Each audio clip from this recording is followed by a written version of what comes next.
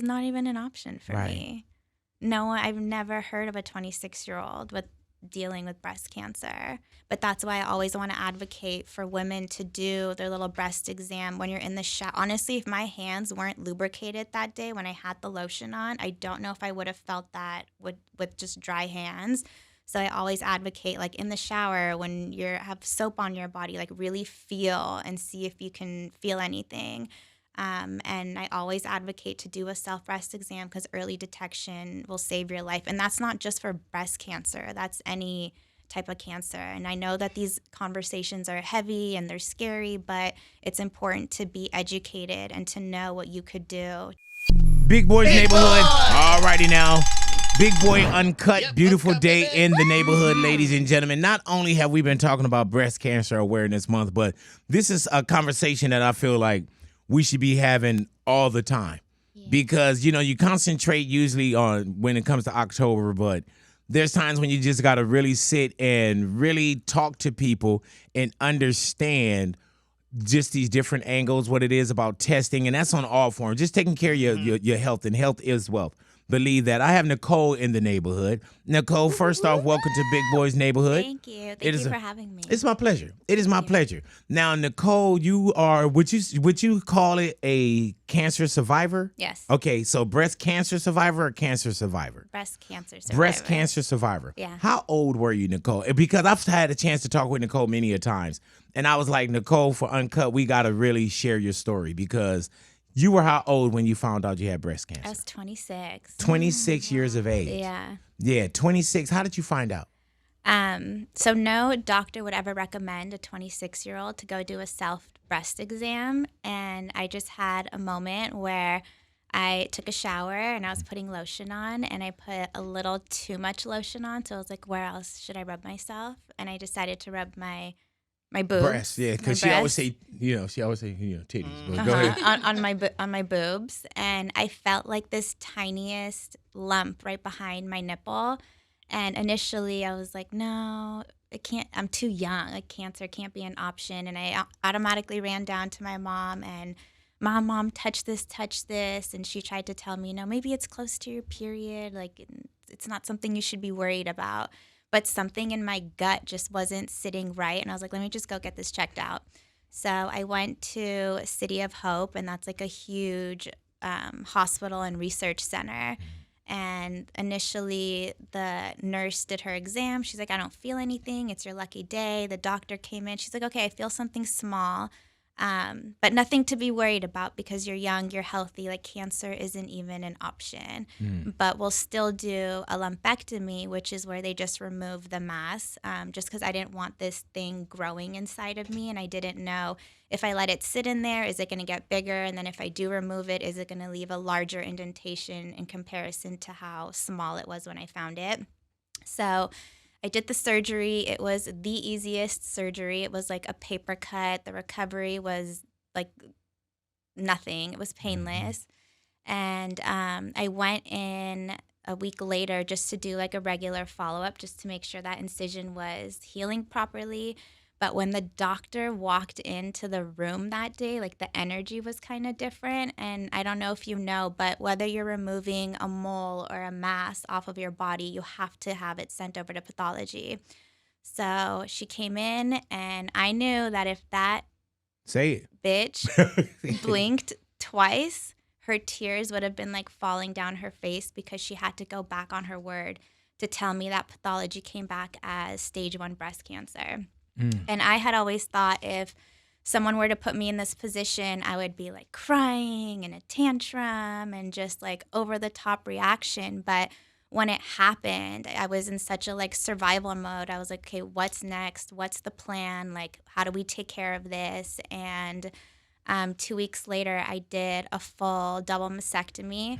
And I still try to decide now if doing it that quick was like the right decision. Because the day of surgery, I had really cold feet. They almost canceled the whole surgery. And double mastectomy, that's removing both breasts. Yeah. And did they advise you to do that? Because when you say you sometimes question, was it early? Had it spread, or were you afraid of it spreading, or what was the reason behind of why I wanted to leave? The double mastectomy. Oh, I had to do it because the cancer was behind the nipple. Gotcha. And so then that was a whole other conversation as a 26-year-old that I didn't know was even possible to like remove a nipple.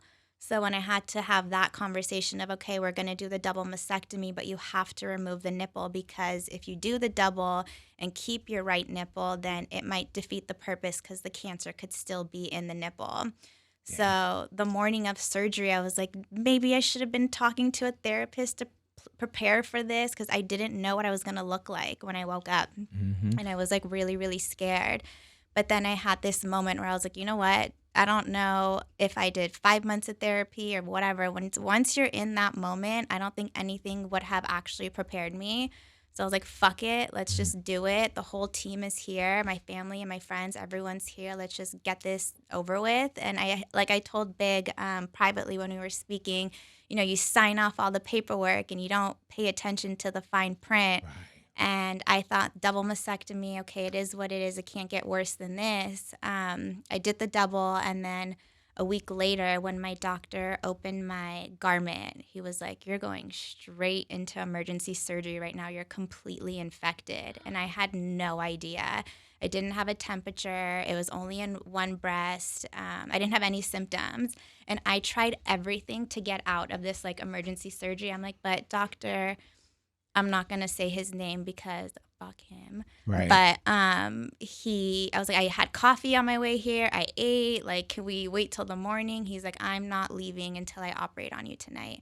So I went straight into emergency surgery. I never thought an infection was possible.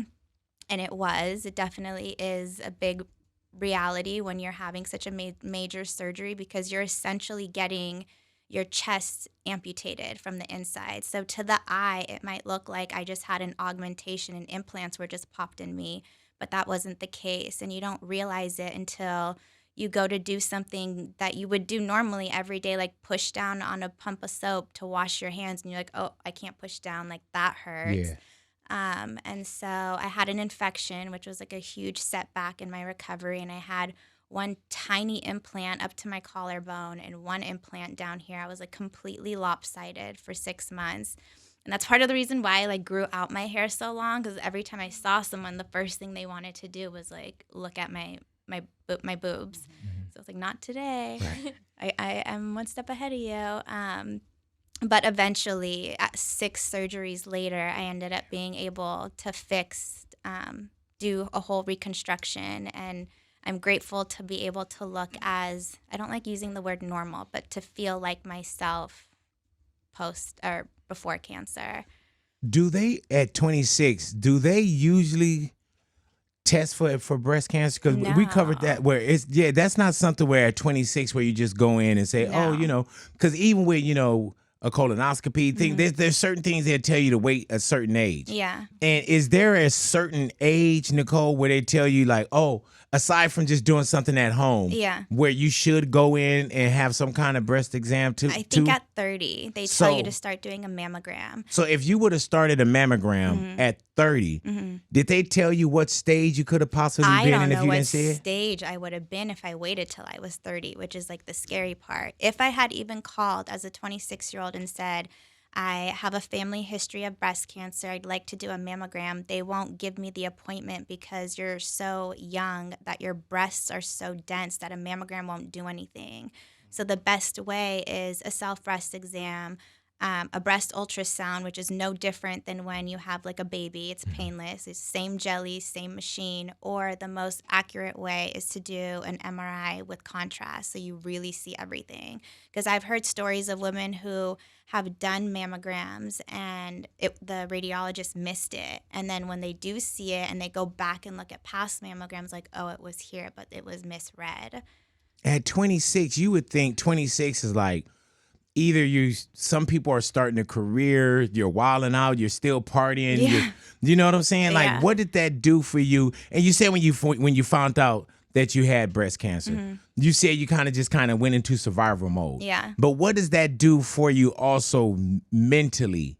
When you could be in survival mode, but your head could also go in other places. Yeah. You know, what did that do for you? Did you think that it was either a death sentence or it was just a different way of life? Did you ever go through the why me the different stages of anger? Did you go through any of those? No. So the crazy part is that I was almost too positive when I was going through my treatments. Like anyone that came to the house and I'm so sorry and crying, like they would leave the house with a smile on their face and they would uplift them because I couldn't have that energy around me. I never asked why me, because when you're in a hospital and even though I was 26, once you see the pediatrics department, I Right. thank God that I was 26 and not 6 and that I still had a childhood. So I never fell into that hole of like, why me? Why me? I'm too young. I'm too young. No, there's kids, like babies, who are fighting. Yeah. And so I didn't really struggle with that. My only question was, how did I get it? Is it my environment? Is it the food I'm eating? Is it deodorant? Is it birth control? There's so many external factors that play a role in all of this that I don't know if I'll ever get an You answer. can't pinpoint it, huh? Yeah, I can't. And like my mom had breast cancer twice, and we did the genetic testing, and I tested negative. But For that, genetics. yeah, so Wow. I don't carry the gene. But that doesn't mean that in like 5 years from now, if they find more genes and I get retested, then it could be positive. But as of today, I don't have the gene. Do So, you still have to go and get tested even though you had the double mastectomy? yeah, so Okay. the first year I was going every 3 months and then every 6 months, and then now I'm once a year. And I think we were talking about this at the nail salon. I have my yearly coming up.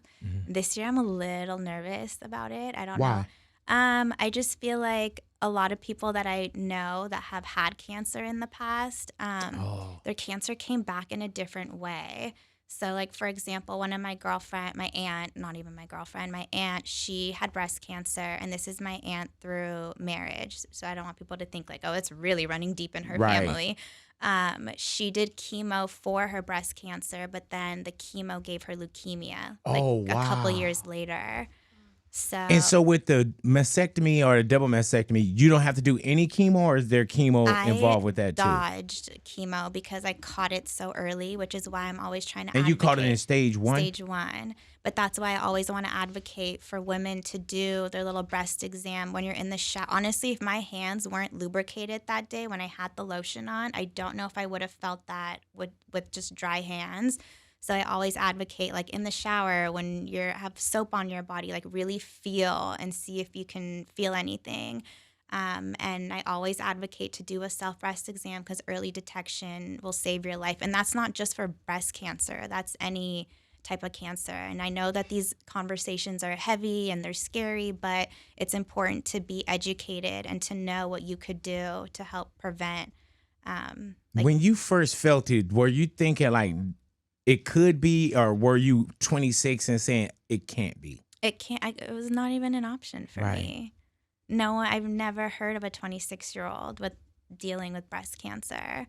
And so at City of Hope, even now when I go, if my mom goes with me, they always think my mom's the patient. I'm like, check my wrist. I Right. have the wristband on. And every time I go, the doctors still get shocked when they look at my chart and they're like, how old were you? I'm like, it says it right there. You can do the math, Right, go doctor. ahead. Yeah. It would have been easier to say 26, but if you wanted to have an attitude, Nicole, then please do so.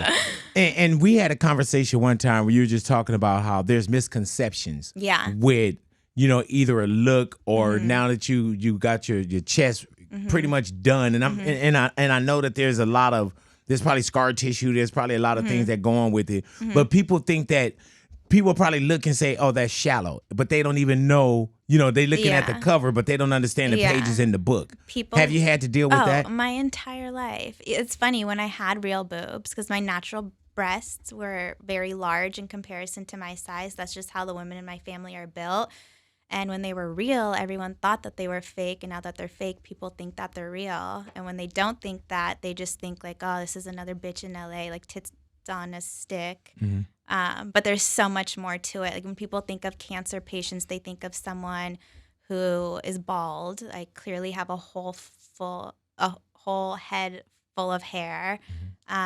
They think that I just went to go get implants in. I do have implants, but find out why I have implants. This wasn't a choice. This was like a life or death situation.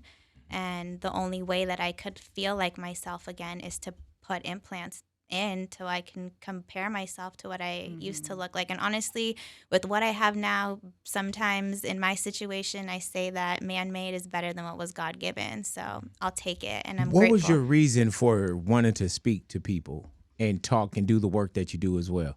Because I'm so misjudged. And if I can have you judge me and tell my story and actually get your attention to tell you like what's actually happening and what is up, then I can just send a message that, one, don't judge, two, check your titties, your boobies, and just man, and it's wild because like we say, you don't really think that at a young age something like that happened. And then a lot of people, we always think that it happens to someone else.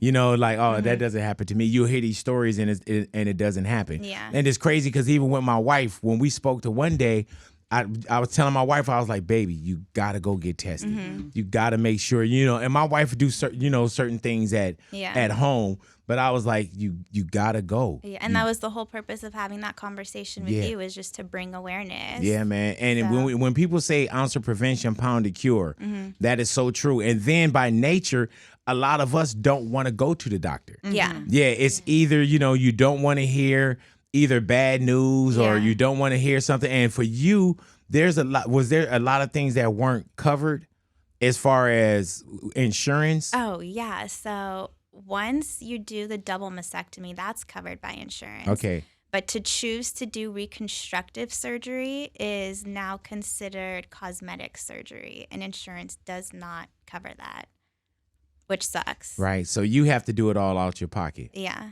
Unless you like go with a doctor that's in the network, but like you need a specialist, a plastic surgeon who knows how to work with reconstruction post mastectomy. This isn't just popping in an implant. So you getting checked, how did it inspire any of the other women checked? So after you got checked. What you said. Oh. You know something she said, checked it? Checked it. Maybe I checked it. Maybe I checked it. After this happened to you, how did you inspire the other women in your family from getting checked or being aware? And friends, everyone. Yeah, I mean, I think them watching me go through the process made them naturally start like asking their doctors, when can you get me in? Like, what are my risks and what are my chances and what can I do? But as much as I can talk about the conversation and bring awareness, I will talk to anybody because I do think that it's important. I think it's a scary and heavy conversation to have, but I think if you educate yourself on it, then it kind of lightens the situation a little bit more. And I'm not going into the conversation like, poor me, like I was so young. That's not my perspective or where my head is at. I don't want this to be like a scary thing for women to feel that they can't talk about or know about, because at the end of the day, cancer does not discriminate. It does not care who you are, how much money you make, what race you are, what religion. It does not. It affects everybody. Have you had other interactions with the doctor who initially was like, no, it's fine. There's not going to be anything. Like, have they changed in any way? Oh, like, yeah. Obviously, all of City of Hope froze over when they found out, because the last genetic testing that I had done with my mom was in July, and then I got diagnosed in January. Oh, wow. Jeez. So everybody had to sit at a conference table to figure out, like, how did this happen? How did this make sense? And it's an answer that I'm probably never going to have answered. And I'm not going to chase and drive myself crazy. Like, how, why me? It happened. It is what it is. Thank God I beat it. And I'm here to be able to share my story. But I can't sit in that headspace for too long to be like, why? And how did you guys not know? And your testing is wrong or whatever. Yeah, you know? seriously. But I think it definitely opened up every doctor that was on my team, their perspective that you can't just tell a patient you're young and healthy. Because I was young and healthy. It's just not what the pathology said. So, that's what I call kind of tuition into the school of experience for others. Yeah. You know, Ani? I had a question. You said earlier you weren't sure where it came from, whether it was the food or anything. So after everything happened, did you change the way you do eat? Because my mom, she's also dealing with it right now. So our whole house has changed. Juicing, like turmeric pills. Because turmeric pills are supposed to help, they say, especially if you have like something in your breast. Yeah. Take them every day because I know it's in my family. Does your mom, is she's still, yeah. And it's breast cancer? Uh-huh. Oh, and then wow. it's semi like got in somewhere else. But she's dealing with that. But yeah, just all of that, she changed her eating completely. Yeah, you have to. Tell her to do an alkaline diet. Okay. That helps a lot. I've heard of that. Yeah. It's like a lot of greens, a lot of kale. Yeah. And like, beaver juicing. and like even water. Like water is not just water. Like make sure she's drinking like legit water. Like not even out of a plastic, like glass water. And just clean. Remember Stephanie that used to come and drop the boxes off? Yeah. Yeah, like she's all alkaline everything, but because she had throat cancer. That's right. Yeah, man, and she did and this isn't medical advice that I'm giving or anything. I'm just talking about her particular situation where she did a lot of like Dr. Sabi and started eating clean, so on and so forth, and really helped herself out. You know what I'm saying? Because you got to make sure that you're using and doing everything possible to take care of yourself. Yeah. You got to. I went vegan the first year just because I was like, maybe it's the hormones from the animals and I don't know what they're putting in the animals. But now I eat meat and chicken and everything. I'm just cautious of like, okay, it has to be organic, non-GMO, no hormones. You just have to be aware of the foods you're eating. Because honestly, food is is medicine for your body. It's either medicine or poison. Yeah. So... And I heard turmeric's like just really good for, because my mom also went to City of Hope, but I have a problem with them because I have a problem with them too, Right. to be honest. So I had to move my mom. I called another hospital, pretended to be her, got her in there. So So you impersonated your mom, which is a crime. she didn't want to do it, so I was like, "You're going." No, you looked out for it. I would have did it too. Like, you're going. And save mom, hell yeah, I would have did it. Yeah, I would have hired a voice actor, anything. Trust that. So what? Not what is the mission, but what do you want to continue to tell people, Nicole? To do your homework, do your family research, figure out what your family history looks like, and do your self-exams, go to the doctors, stay on top of the doctor's appointments, do your blood work, and like just constantly be in tune with your body. So when something feels off, you know to go get checked And you out. said that you went and did genetic testing with your mom in July, and then you got diagnosed that following January. Yeah. So you are already a little proactive with testing anyway. Yeah. Oh, totally. Wow. Yeah. Same with my sister. Because of your mom or just in general? Because of my mom. Right, Yeah. right. And were you always kind of just at the doctor or somewhere out of just health purposes anyway? Before my cancer? Yeah. No. Right. No. And you've learned a lot since then? Oh, yeah. Yeah, you teaching a lot. Yeah. Thank you, Nicole, for Thank coming you. into Thank the you for neighborhood and having being me. uncut with us. Yeah. Thank the you. The only other thing I would Please do. say is that, because I used to say this to a lot of women when they would reach out to me about like, when I was going through my cancer treatments, they were like, join this support group. But the women in these support group were like way older than me and at a different stage in life. So there was nothing for us to really like bond about other than we both have cancer. And so it was really hard for me to have support to like ask questions like, what is dating like after you get chopped up? And when do you tell somebody? Like, these are questions I had. And they're over here like, I'm married, I have kids, like that's not an issue, blah, blah, blah. I'm like, okay, I can't relate. with So this. how did you answer it or do you deal with those? Because I'm pretty sure your body, and just from conversation, look different to you at some point because we get used to seeing a certain thing and looking a certain way. Yeah. So how did you deal with like dating or when do you tell someone intimacy? Like you those are things that you deal with like, damn, once you're in that position. Yeah. I got kind of lucky because people started knowing my story. So anyone who met me knew like, oh, that's the girl who had cancer. But they couldn't believe that I was the girl that had breast cancer because of how I looked. Because they had this image that like I had hair like you or didn't have hair like you, I should say. So it kind of like changed people's perspective. So it kind of made it easier for me because I'm like, well, now everybody already knows that I had cancer. And things do look different. They feel the same, maybe even better at this point because I've done a lot of surgeries and spent a lot of money to make it as normal, for a lack of better words.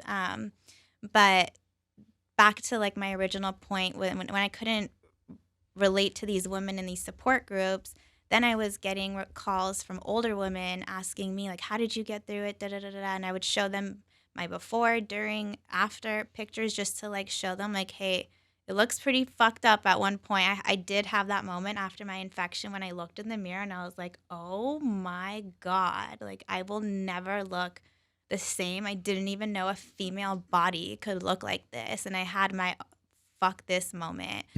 But then I had to like get my head right again. And that's when I always tell people, and I used to only tell cancer patients this, but now that I've realized just with life, whatever your situation is, whatever the circumstances are, half the battle is mental. So if you can stay strong mentally, your body will like heal quicker and adjust better and just recover in a much more calmer and peaceful manner.